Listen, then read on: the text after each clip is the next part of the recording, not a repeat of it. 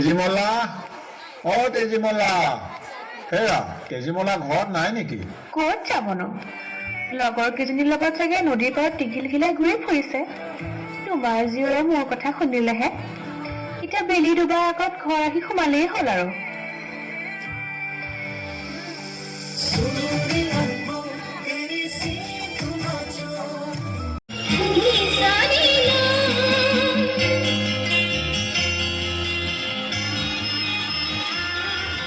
তেজীমলা, বিয়ালৈ যাবি নেকি আই? যাওঁ মাই। এইযোৰ ল, এইযোৰ মোৰ আয়ে দিয়া কাপোৰ। বিয়াত তই এই সাজেই পিন্ধিবি। চাবি কিন্তু কাপোৰযোৰ যাতে একো নহয়। হ'ব আই। আইতা, তেজীমলাক যদি মাহীমাকে ইমানেই বেয়া পাইছিলে তেনেহ'লে পাটৰ কাপোৰজনক কিয় দিলে? ৰহোৱা খুৰীজনী, কাপোৰযোৰ মাকে এনেই দিয়া নাই নহয়।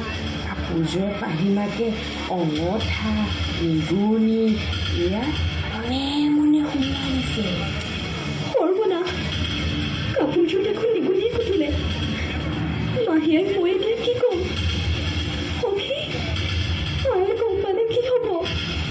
একো নহয় দিয়া সখী, তোমাৰ গাততো অকণো দুখ নাই। নিগনিকেইটাইহে কাপোৰযোৰ কুটিছে। আয়ে বুজি পাব দিয়া, তুমি চিন্তা নকৰিবা। তুমি মোৰে কাপোৰ সাজ লোৱা।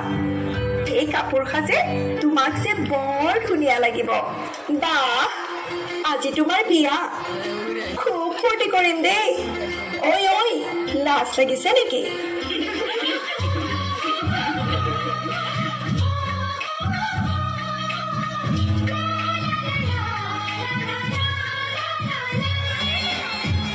হাই, কাপোৰযোৰ লগ। সৰ্বনাশ, এয়া তই কি কৰিলি হা? মোৰ আয়ে দিয়া কাপোৰযোৰ তই এয়া দশা কৰিলি? আই, মোৰ গাত তোক নাই নহয়। নিগনিকেইটাইহে কাপোৰযোৰ কুটিলে। তেজীমলা, তই ইয়াৰ পৰিণাম পাবই লাগিব। সাজু হৈ থাক। সদাগৰলৈ বিয়া হৈছিলো ৰাণীৰ দৰে থাকিম বুলি। কিন্তু ক'তা সতিনীৰ যি তেজীমলাৰ বান্দি হৈচোন থাকি গলো। তেজীমলা, মাহী আইৰ শাস্তি পাবলৈ তই সাজু হৈ থাক।